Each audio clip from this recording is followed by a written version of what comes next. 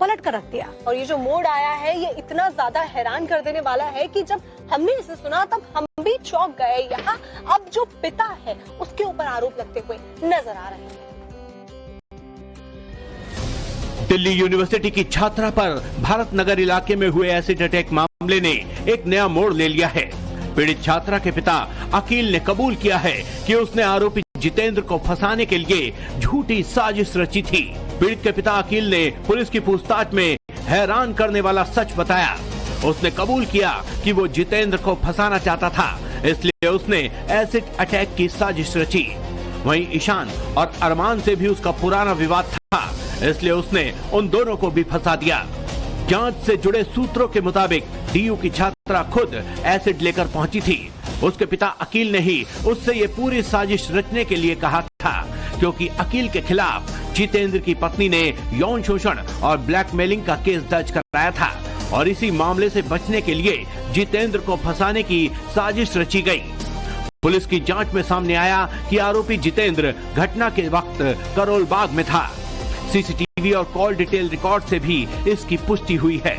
वहीं दूसरे आरोपी ईशान और अरमान भी वारदात वाली जगह के आसपास कहीं भी दिखाई नहीं दिए। आरोपी के पिता अकील को अब दिल्ली पुलिस ने गिरफ्तार कर आगे की जांच शुरू कर दी है।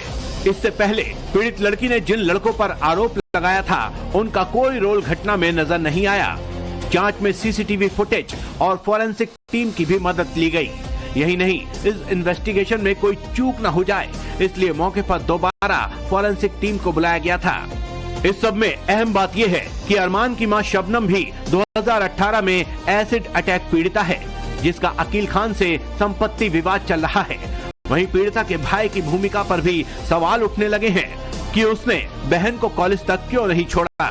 पुलिस अब एफआईआर की सच्चाई और दोनों पक्षों के दावों की जांच कर रही है। हालांकि पुलिस अभी तक इस मामले में ये क्लियर नहीं कर पाई है कि आखिरकार एसिड अटैक करने वाले शख्स कौन थे और कितनी संख्या में थे। चलिए बात करते हैं रुड़की की, जहां पर स्कूल के अंदर एक ऐसा है जिसने इस पूरे केस को पलट कर रख दिया। और ये जो मोड़ आया है ये इतना ज्यादा हैरान कर देने वाला है कि जब हमने इसे सुना तब हम भी चौंक गए। यहाँ अब जो पिता है उसके ऊपर आरोप लगते हुए नजर आ रहे हैं। दिल्ली यूनिवर्सिटी की छात्रा पर भारत नगर इलाके में हुए एसिड अटैक मामले ने एक नया मोड़ ले लिया है। पीड़ित छात्रा के पिता अकील ने कबूल किया है कि उसने आरोपी जितेंद्र को फंसाने के लिए झूठी साजिश रची थी।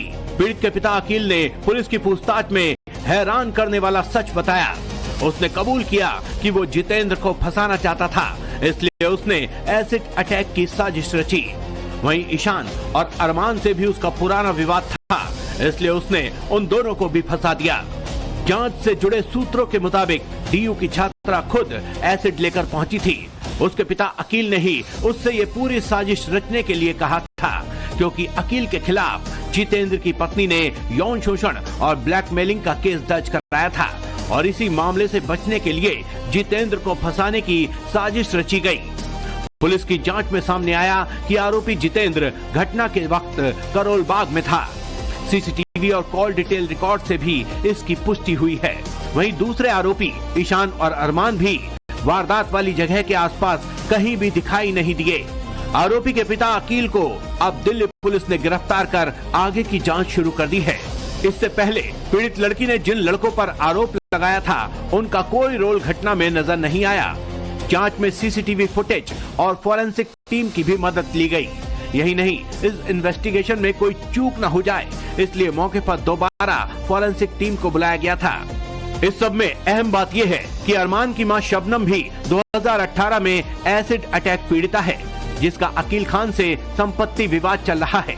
वहीं पीड़िता के भाई की भूमिका पर भी सवाल उठने लगे हैं कि उसने बहन को कॉलेज तक क्यों नहीं छोड़ा।